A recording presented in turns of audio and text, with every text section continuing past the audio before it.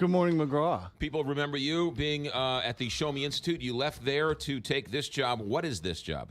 Well, I'm executive director of, as you said, Great Rivers Habitat Alliance, and we are a conservation and floodplain protection organization. We're out there. We're supported by a lot of conservationists who just want to preserve the magnificent floodplain of the confluence of the Mississippi, Missouri, and Illinois rivers. It is a unique place we sit in the world, right, with the confluence of two large rivers.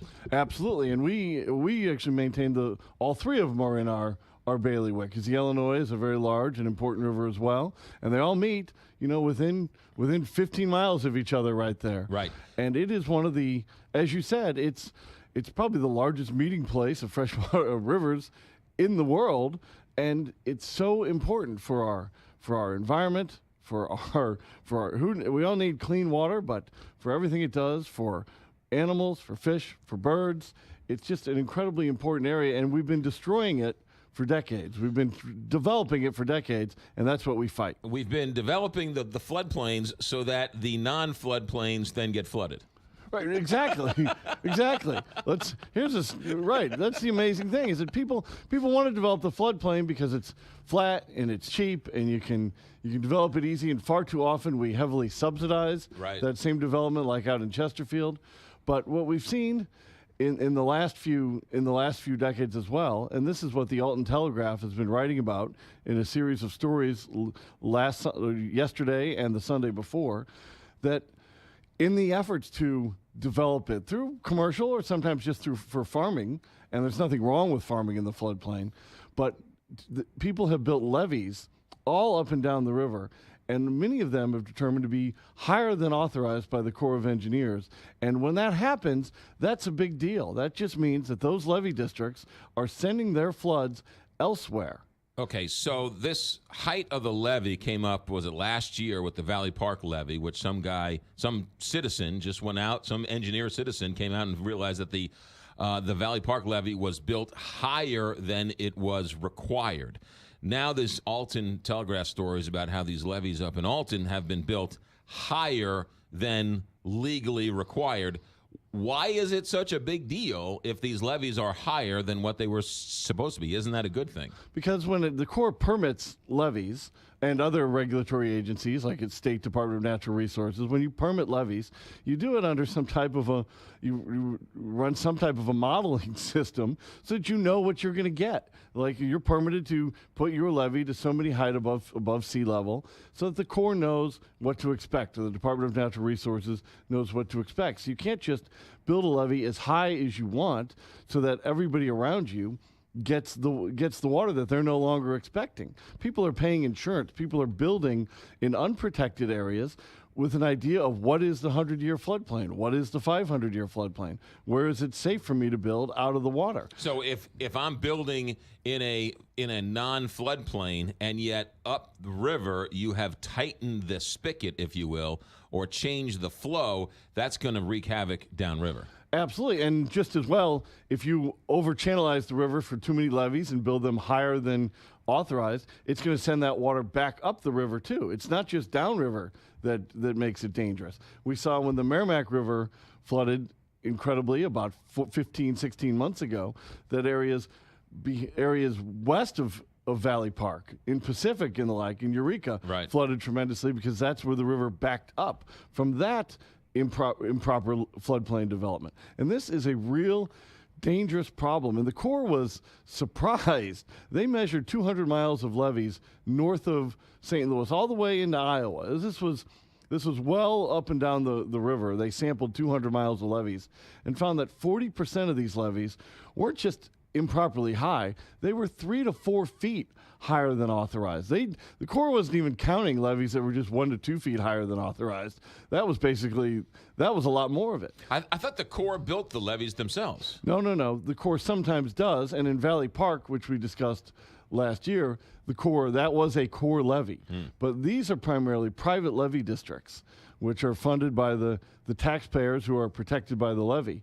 So the most egregious abuser is a levee district called the Sny Island District in Illinois, which is a very large levee district, which has a number of these levees just much higher than authorized. So they're basically sending water in the next flood, they'd be sending water over onto the Missouri side, and nobody expects it or knows about it because they've surreptitiously raised their levees. And so the idea is that they protect their own town, and to the rest of the towns, both up the river and down the river, who cares? We don't live there. Exactly, and that's the problem with this race, with this levee war. And I encourage people to check out these Alton Telegraph stories because they interview some people who just come out and say, yeah, everybody should be in charge of protecting their own territory. Translation, everybody should just be building bigger and higher levees constantly. Well, that's a terrible strategy. A, it's incredibly expensive. B, more importantly, it just makes the next flood worse.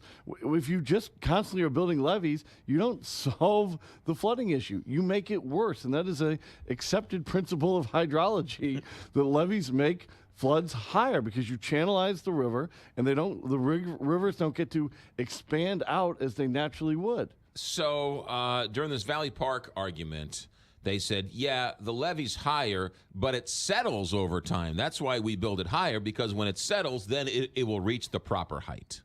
And that's a common response from some of these levees. They're also claiming that the Corps permitted them to build these heights decades ago and that the Corps is wrong when the Corps is now telling them they're too high. In this case, I believe the Corps records that these levees are improperly high. The settlement, it's Professor Bob Criss, who you mentioned earlier, who's sort of led the efforts on Valley Park.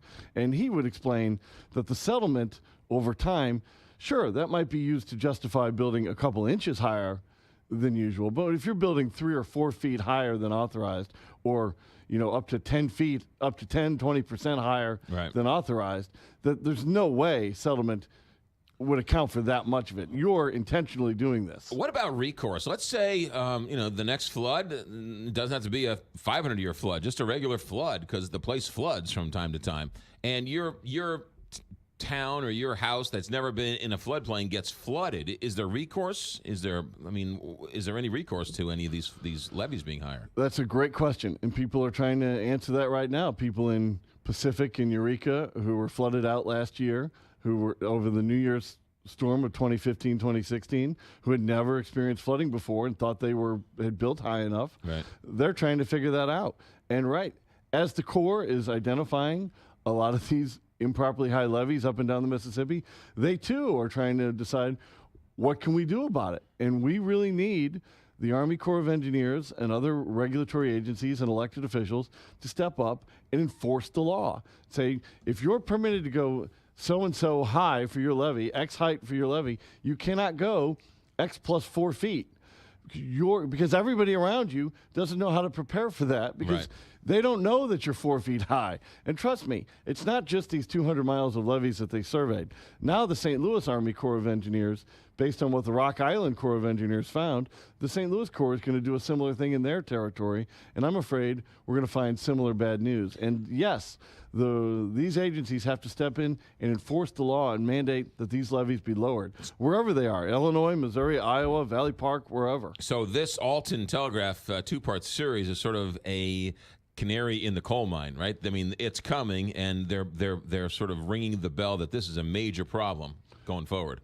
Absolutely, and the Alton Telegraph reporter, Alex Heeb, did a great job in the stories, and we've linked to them at the Great Rivers Habitat Alliance Facebook page and our @GRHAMO Twitter account, and you can check it out at Alton Telegraph. I highly recommend that people read this, and if you're in Lincoln, St. Charles, North St. Louis County, or across the river in Calhoun County in Illinois, south of the Sny Island, you should be very concerned about what is happening here, and you need to reach out and make sure something is done about it. We all need to. Executive Director of the Great Rivers Habitat Alliance, what's the website to find out more? grha.org, a Facebook page, Great Rivers Habitat Alliance. David Stokes, you're always welcome here. Thanks for coming in. Thanks, McGraw. Appreciate the opportunity. And there's a reason why floodplain land is cheap. It's because it floods. 629, Big 550, KTRS.